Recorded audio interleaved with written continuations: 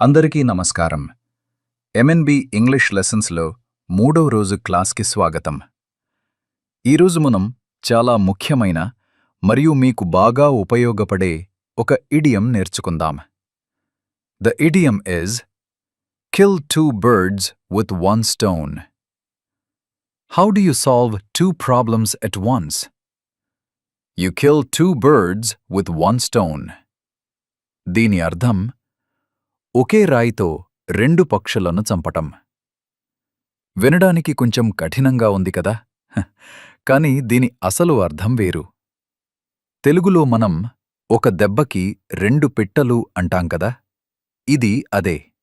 అంటే ఒకే ప్రయత్నంతో 2 పనులు పూర్తి చేయటం లేదా ఒకే పనితో 2 లాభాలు పొందటం అని అర్థం.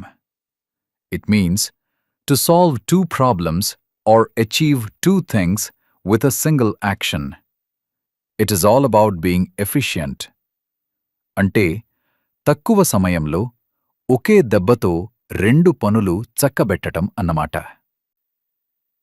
Example 1. I learnt English while driving to work. నేను ఆఫీస్కి డ్రైవ్ చేస్తూ వెళ్లే సమయంలోనే ఇంగ్లీష్ నేర్చుకున్నాను.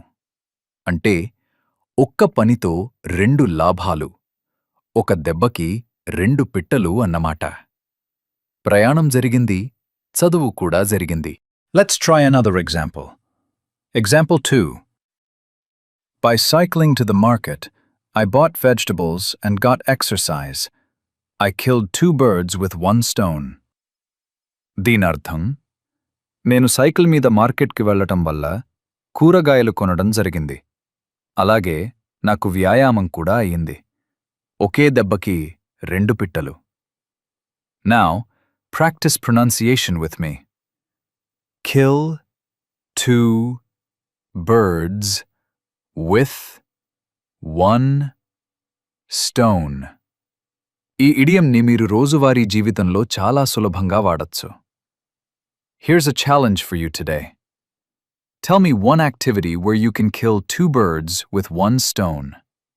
Cleaning the house while listening to music. Comment below.